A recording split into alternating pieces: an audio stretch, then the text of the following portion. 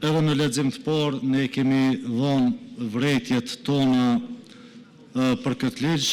Ne nuk jemi kundër një ligji që pengon apo ndalon abuzimin me çmime në treg, përkundrazi kemi thënë vazhdimisht se duhet institucionet përgjegjëse të luftojnë çdo formë të abuzimit, mirë po mënyra se si është formuluar ky ligj lën shumë paqartësi dhe lën hapësirë për arbitraritet. Është e paqartë se në cilat raste do të intervenohet në treg për të kufizuar margjat e profitit apo për të përcaktuar çmimet maksimale.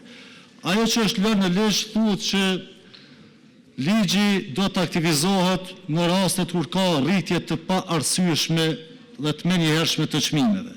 Mirë po kërkohet, kemi thonë edhe në lexim të parë, duhet përcaktohet me ligj se cila është metodologjia për të përcaktuar se çka paraqet rritje të paarsyeshme të çmimit. Në të kundërtën, lihet hapësirë për arbitraritet dhe abuzim me funksionin zyrtar për të intervenuar në tregun e lirë. Nuk mund t'i lënë një trupi të përcaktoj në mënyrë arbitrare se çka paraqet çmim të paarsyeshëm apo rritje të paarsyeshme të çmimit, por duhet të definohet qartë me një metodologji të përfshirë në projekt ligj se si do të përcaktohet arsyeshmëria e çmimeve e paraparë me këtë ligj.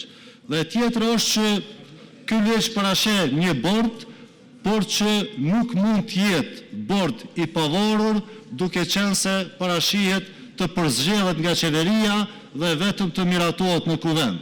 Kështu që po i lihet hapësirë një bordi jo të pavarur për të intervenuar në tregun e lirë dhe për të interferuar në funksionimin e tregut të lirë. Përndryshe, ne jemi për çdo formë të fuqizimit të institucioneve për të mbrojtur edhe konsumatorin, edhe për të ndaluar abuzimin me çmime, por jo përmes improvizimeve të parapara me këtë ligj. Dhe grupi parlamentar i PDK-s nuk do të marrë pjesë në këtë votim.